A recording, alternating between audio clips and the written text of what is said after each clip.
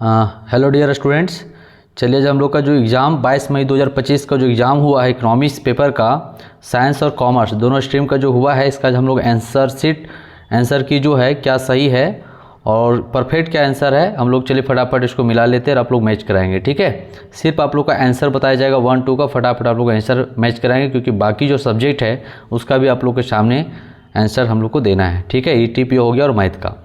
चलिए तो जो फर्स्ट का आंसर है, फर्स्ट का हो जाएगा C number, economic activity for man.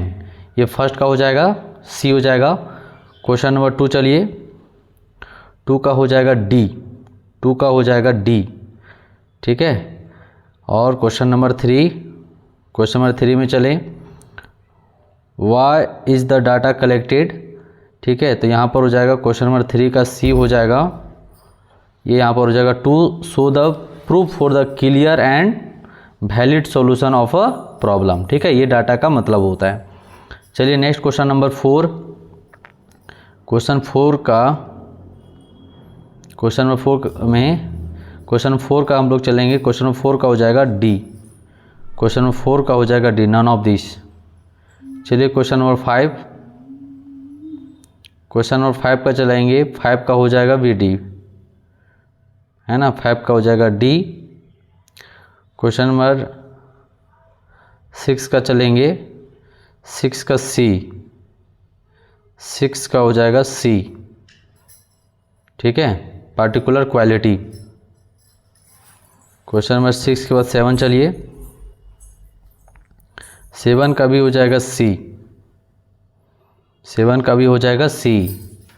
Question number 7 के बाद 8 में चलिए, 8 का हो जाएगा सी, 8 का भी हो जाएगा सी। ठीक है, क्वेश्चन नंबर 9 का भी चलेंगे, 9 का ए हो जाएगा अर्थमेटिक मीन। ठीक है, क्वेश्चन में क्या बोल रहा था, समय which average is the mostly affected by extreme term. ठीक है, क्वेश्चन नंबर 10 का भी हो जाएगा, ए हो जाएगा 10 11, 11 का हो जाएगा which of the following diagram is also called cumulative frequency. तो 11 का डी हो जाएगा बाबू, 11 का डी हो जाएगा ओगिव। ठीक है, तोरन। चलिए क्वेश्चन नंबर 12 की ओर चलिए।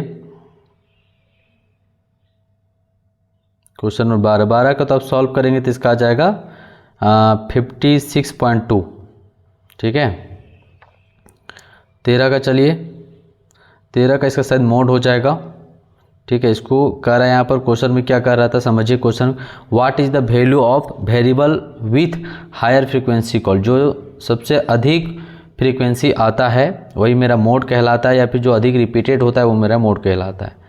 ठीक है, तो स्टूडेंट्स ये इकोनॉमिक्स का पेपर था, आप लोग कैसे दिए कमेंट बॉक्स में कमेंट जरूर करके करेंगे।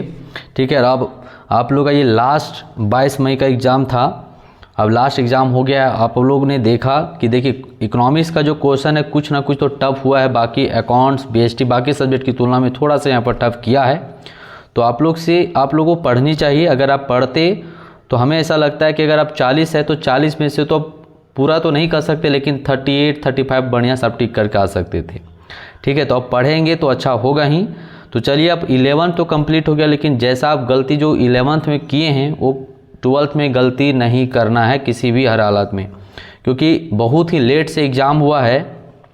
और 12th का मान के चलिए फरवरी में तो कन्फर्म एग्ज़ाम होगा ही होगा।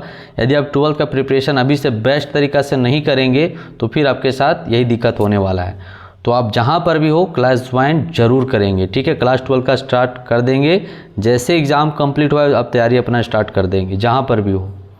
ठीक है, क्वेश्चन नंबर 14 का बी हो जाएगा। ठीक है, चलिए ठीक है, 14 के बाद चलिए क्वेश्चन नंबर 15 का यहाँ पे हो जाएगा सी, 15 का हो जाएगा यहाँ पे सी हो जाएगा, परफेक्ट पॉजिटिव कोरिलेशन। ठीक है, देखिए हम लोग जानते हैं 1, जिसका अगर कोरिलेशन में 1 आता है उसको हम लोग क्या कहते हैं, +1 आता है, परफेक्ट पॉजिटिव कोरिलेशन कहते हैं। ठीक है, चलिए क्वेश्चन नंबर 15 के बाद 16 चलिए। क्वेश्चन नंबर 16 का डी हो जाएगा, लास्ट वाला हो जाएगा डी हो जाएगा। ठीक है, क्वेश्चन नंबर डी के बाद 17 में चलेंगे। 17 का भी डी हो जाएगा। देखिए यहाँ पर स्टूडेंट ठीक मारा है, कंज्यूमर प्राइस इंडेक्स नंबर, बहुत अच्छा। ठीक है, चलिए क्वेश्चन नंबर 18 का क्या हो जाएगा, 18 का सी हो जाएगा, इसका भी ठीक मारा है, बहुत अच्छा इंग्लैंड। ठीक है, और 19 का बहुत अच्छा, ये भी देखो अच्छा मारा है, 1907, बहुत अच्छा। चलिए 20 का यहाँ पे हो जाएगा सी हो जाएगा। ठीक है, 20 का सी हो जाएगा। चलिए 21 का क्या हो जाएगा, 21 का यहाँ पर डी हो जाएगा। ठीक है, 21 का क्या हो जाएगा, डी हो जाएगा।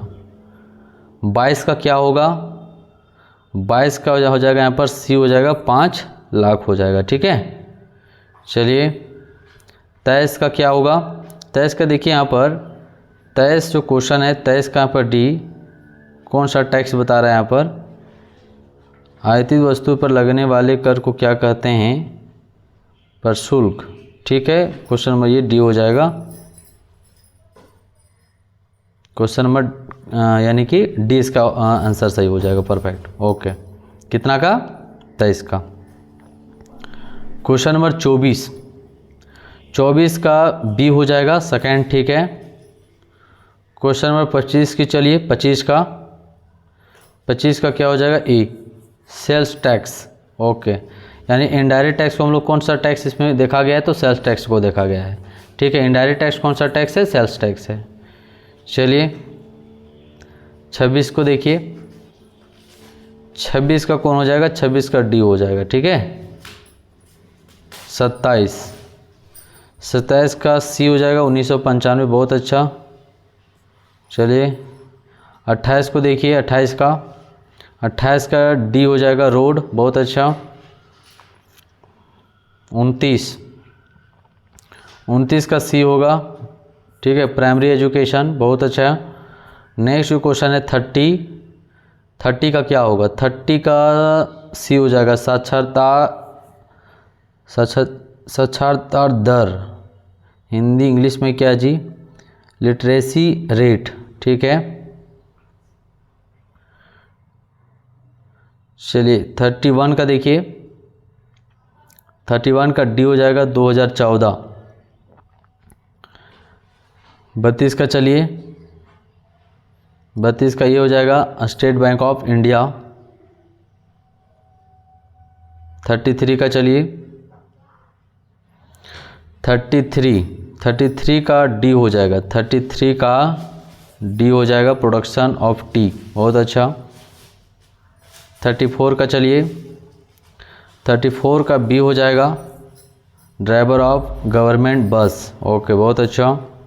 क्वेश्चन में क्या बोल रहा था ना, 34 का क्या बोल रहा था, निम्नलिखित में से कौन व्यक्ति सब नियोजित नहीं है, मतलब इन्वेस्टमेंट करने की ज़रूरत नहीं है। तब जो फेरी वाला समझते हो, जो सामान बेचता है उसको फेरी वाला बोलते हैं। सरकारी बस का ड्राइवर, तो देखिए जो गवर्नमेंट बस का ड्राइवर है उसको कोई पैसा इन्वेस्ट करने की ज़रूरत नहीं होती, लेकिन फेरी वाला का होता ही है, ब्यूटी पार्लर का भी होता है, सीमेंट दुकान वाला का भी होता है, सब पैसा लगाना होता है।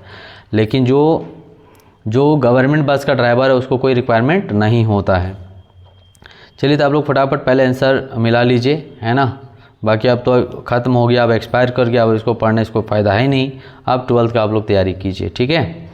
35 का डी हो जाएगा, 35 का डी हो जाएगा। 35 के बाद 36 चलिए, 36 का बी हो जाएगा, एलईडी बल्ब, है ना, एलईडी बल्ब हो जाएगा। यहाँ पर क्वेश्चन में जैसा पूछा, which of the following means can save energy. Save energy कौन करता है, एलईडी जो बल्ब हम लोग जलाते हैं वही सेव एनर्जी करता है, बचाता है। पहले तो बहुत खर्च होता था, ठीक है। 37 का सी हो जाएगा, ठीक है। और 37 के बाद 38 में चलिए, 38 का भी हो जाएगा सी, कोलकाता, ठीक है। बहुत सारे प्रश्न जो है आप लोगों को क्लास में बताया गया है, ठीक है। सारा क्वेश्चन जो है लगभग बताया है। कुछ ऐसे क्वेश्चन है जो थोड़ा सा अलग क्वेश्चन रहा, कुछ क्वेश्चन अलग रहा है। और हमेशा ये देखा गया कि एग्ज़ाम में जो है इकोनॉमिक्स का जो है, चाहे क्लास 11th हो या 12th का है, इकोनॉमिक्स का जो क्वेश्चन आता है थोड़ा डिफ़िकल्ट रहता है और अजूबा रहता है। तो आप पूरे तरीक़ा से अपना तैयारी करके जाइए, है ना, पूरा तैयारी करके जाइए। अगर देखिए जैसे यहाँ पर 40 का अगर एग्ज़ाम था, अगर आप 35 अगर आप सही जान रहे हो तो मान के चलिए 5 भी आप सही ना कर ही लोगे, ठीक है। आप तुक्का भी मारिएगा तो 5 में 1-2 सही हो ही जाएगा। तो आप पढ़ के जाइएगा तो 100% सही ही होगा, लेकिन आप पूरे तरीक़ा से नहीं पढ़ेंगे तो आपके लिए पूरा क्वेश्चन ही अजूबा हो जाएगा, है ना।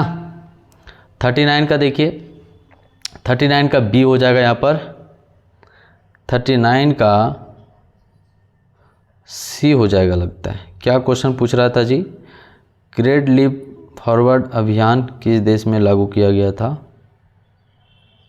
तो 39 का हो जाएगा सी हो जाएगा, पाकिस्तान होगा। इस क्वेश्चन को थोड़ा डाउट है, देख लेंगे। और लास्ट जो क्वेश्चन है, नहीं, चलिए ठीक है, क्वेश्चन नंबर जो है ना 39 का बी मारोगे, 39 का बी मारोगे चाइना, ठीक है। और लास्ट वाला का जो है 40 का पाकिस्तान मार लोगे, ठीक है, पाकिस्तान मार लोगे। तो ये टोटल क्वेश्चन हम लोग का सॉल्व हो गया। यदि आप स्टूडेंट नए हो तो चैनल को ज़रूर सब्सक्राइब कर लोगे, ठीक है, क्योंकि मैं नेक्स्ट जो आंसर की है मैथ और ईटीवी का इस पर लेकर आने वाला हूँ। थैंक यू, जय हिंद।